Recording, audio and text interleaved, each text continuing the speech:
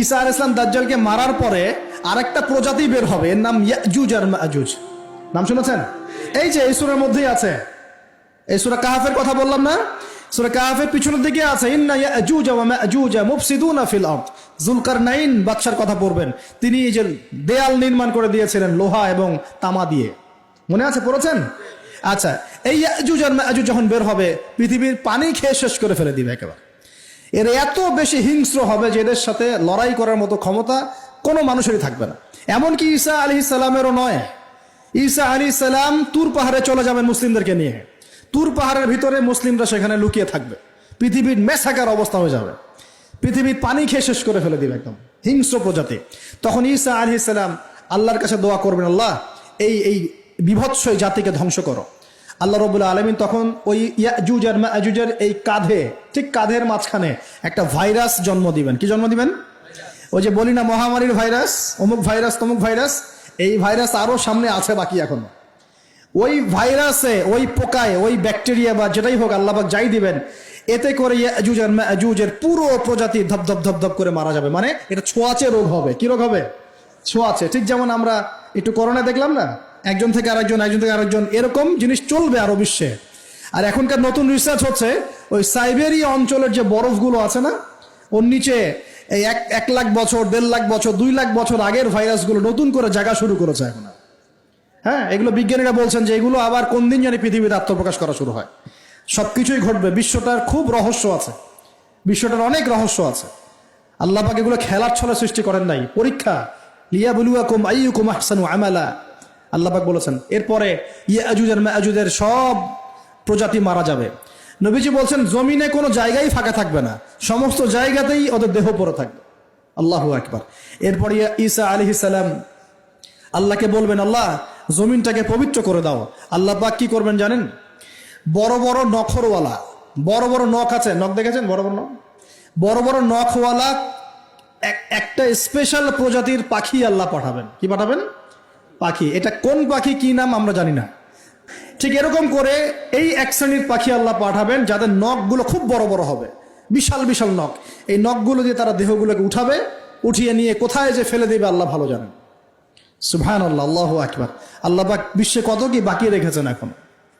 এরপরে আল্লাহ পাক কি করবেন জানেন? আল্লাহ পাক বৃষ্টি বর্ষণ করবেন। এত বেশি বৃষ্টি হবে, এত বৃষ্টি হবে, জমিন ধুয়ে পরিষ্কার হয়ে যাবে। হাদিসে আসছে জমিন একদম চকচক করবে, জমিটা পরিষ্কার হয়ে চকচক করতে থাকবে।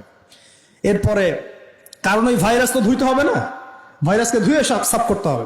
তারপরে ঈসা আলাইহিস সালামের সময়ে বলা হচ্ছে, তার সময়ে একটা ডালিম, ডালিম দেখেছেন কিনা? আনার ডালিম, এই ডালিমের যে খোসা হয় না, এই ডালিমের খোসার নিচে একটা পুরো পরিবার আশ্রয় নিতে পারবে। কি বুঝলেন? এত বড় বড় ফল হবে, এত বরকত হবে জমিনের মধ্যে। কখন বরকত হয়? যখন একটা জনপদের অধিবাসীরা আল্লাহর সামনে আত্মসমর্পণ করে, তখন আল্লাহ বরকত দেয়। আমরা কি আত্মসমর্পণ করছি? এই জন্যই তো অর্থনৈতিক মন্দা চলছে। এমনি এমনি নাকি? সুদ খাচ্ছেন, দিব্যি ঘুষ খাচ্ছেন, দুর্নীতি করছেন, জেনা করছেন, মানুষের সম্পদ আত্মসাৎ করছেন, মাপে কম দিচ্ছেন, আবার নামাজও পড়ছেন, মাশাআল্লাহ। তো বরকত কোত্থেকে আসবে? তো বরকত কখন আসে? যখন একটা কম আল্লাহর সামনে সম্পূর্ণ আত্মসমর্পণ করে। একটা ডালিম হবে, এটা রূপকথা নয়, এগুলা গাল গল্প বলছি না। এই প্রতিটা কথা আল্লাহ পাকের ওহী থেকে আসছে, এর একটা কথা মিথ্যা হবে না ইনশাআল্লাহ তাআলা। বিশ্ববাসীরা দেখবে একটা ডালিমের নিচে একটা পরিবার আশ্রয় নিতে পারবে। এত স্পেসিফিকলি বলা হয়েছে হাদিসগুলোতে। নবী সাল্লাল্লাহু আলাইহি ওয়াসাল্লাম বলেছেন যে 10 জন ঘোড়সওয়ার, কয়জন ঘোড়সওয়ার? 10 জন ঘোড়সওয়ার বের হবে ইমাম মাহদীর সময়, যারা খোঁজ নিতে যাবে যে দেখি দাজ্জাল বের হয়েছে কিনা। ঘোড়ায় করে খোঁজ নিতে যাবে, দেখি দাজ্জাল বের হয়েছে কিনা। ওই 10, নবীজি বলছেন আমি ওই 10 জনের নামও জানি, ওদের বাবার নামও জানি। সুবহানাল্লাহ। এত স্পেসিফিক জ্ঞান দেয়া হয়েছে আল্লাহর পক্ষ থেকে নবী সাল্লাল্লাহু আলাইহি ওয়াসাল্লামকে। তার হাদিস থেকে বলছি যে ডালিমের নিচে পরিবার আশ্রয় নিতে পারবে। তো অনেকে হয়তো হাসবে, কি বলে একটু উল্টা পাল্টা কথা, তাই না? নাস্তিকরা মনে করতে পারে যে হাসবে, আর হাহারি এক দিয়ে রেখে দেবে। এখন মানুষ ফেসবুকের মতো চিন্তা করে, ফেসবুকের মতো হাসে, ফেসবুকের মতো কাঁদে। মানুষ এখন রোবটিক হয়ে গেছে। ঠিক আছে? আচ্ছা, তো এরপর কি?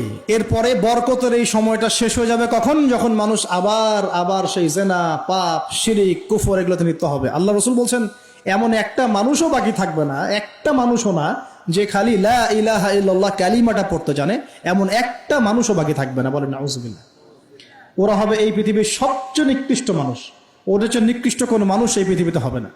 এখনো কি এরকম সময় আসে নাই? এখন কি লা ইলাহা ইল্লাল্লাহ আছে না? আছে, হ্যাঁ। হয়তো তার পূর্ণাঙ্গ প্রয়োগটা নাই, কিন্তু কালিমা তো আছে কি না? তখন নবীজি বলছেন এমন একটা যুগ আসবে যে লা ইলাহা ইল্লাল্লাহ বলার মতো একটা মানুষ খুঁজে পাওয়া যাবে না। আর মানুষ রাস্তাঘাটে কুকুরের মতো জেনা করবে। রাস্তাঘাটে কুকুর যেমন সঙ্গম করে না রাস্তাঘাটে, ওই রকম করে মানুষ রাস্তাঘাটে জেনা করবে। ওই সময়ে আল্লাহ রাব্বুল আলামিন পশ্চিম দিক থেকে সূর্য উঠাবেন। কোন দিক থেকে? সূর্য সত্যি সত্যি পশ্চিম দিকে উঠবে। পৃথিবী একদিকে ঘুরছে না এখন? কে জানে আল্লাহ পাক পৃথিবীর ঘূর্ণন থামিয়ে উল্টা দিকে ঘোরাতে পারেন না? অবশ্যই পারেন। আল্লাহ পাকের জন্য এটা খালি বলা, কুন ফায়াকুন, হও হয়ে যাও, ব্যাস। আমি কয়েকদিন আগে রিপোর্ট দেখেছি, পৃথিবীর নিচে কিন্তু আগুনের স্তর আছে, জানেন তো? পৃথিবীর নিচে আগ্নেয়গিরিগুলো আছে। পৃথিবীর ভিতরেও একটা ঘূর্ণন হয়, সেই ঘূর্ণনের দিক পরিবর্তন হচ্ছে দিন দিন, এমনটা রিপোর্ট এসেছে। দেখেন, আপনি ইন্টারনেট ঘাটাঘাটি করেন, দেখেন। আর অনেকে রিপোর্ট করছে যে পৃথিবী আগে যে গতিতে ঘুরতো, এখন পৃথিবীর ঘূর্ণন গতি একটু বেড়ে গেছে। দেখেন রিপোর্ট, দেখেন। ঘূর্ণন গতি বেড়ে যাওয়ার মানে হচ্ছে টাইম দ্রুত পাস করবে। আর শেষ জামানার হাদিস এটাও আছে যে সময় দ্রুত পাস করবে, আছে না? এটা হাদিস আসছে। তো প্রিয় ভাইরা, এই সময়ে মানুষ খারাপ হওয়া শুরু করার পরে এমন খারাপ হবে আল্লাহর নাম নেওয়ার মতো কোনো মানুষ থাকবে না, আল্লাহ আল্লাহ বলার মতো কোনো মানুষ থাকবে না। তখন পশ্চিম দিক থেকে সূর্য উঠবে। কিভাবে কিয়ামত হবে? নবীজি বলছেন একজন ব্যক্তি পানি খাওয়ার জন্য পাত্রটাকে মুখের সামনে নিবে, পানি গিলতে পারবে না, কিয়ামত হয়ে যাবে। নাউযুবিল্লাহ। ইযা ওয়াকাআতিল ওয়াকিআ লাইসা লিওয়াকাআতিহা কাযিবা আল কারিআতু মাল কারিআ ওয়া মা আদরাকা মাল কারিআ, আছে না? আম্মা ইয়াতাসাআলুন আনিন নাবাইল আযীম। কত সূরা আছে কিয়ামত সংক্রান্ত, পড়ে দেখেন। ইযা যুলজিলাতিল আরদু জিলজালাহা ওয়া আখরাজাতিল আরদু আথকালাহা ইযা শামসু কুবিরাত ওয়া ইযা নুজুমু কাদারাত। এই সূরাগুলো পড়ে দেখেন। আম্মা পারার শেষ পারাটা, যেটা 30তম পারা, এর সূরাগুলো পড়ে দেখেন। কিয়ামত চোখে দেখতে পারবেন ইনশাআল্লাহ। সিংহায় ফুঁক দেওয়া হবে। আল্লাহ পাকের ফেরেশতার এত ক্ষমতা আল্লাহ দিয়েছেন, একটা ফুয়ে পুরো মহাবিশ্ব ধ্বংস হয়ে যাবে ইনশাআল্লাহ। চারটাখানি কথা নাকি? দ্বিতীয় ফুৎকারে আবার সবাইকে জীবিত করা হবে। এবং এই যে দুনিয়ার জীবনটা আমরা কাটাচ্ছি, এই 30, 40, 50, 60, 100 বছরের জীবন, এই জীবনের এক একটা হিসেব আল্লাহর সামনে দাঁড়িয়ে সেদিন দেওয়া লাগবে।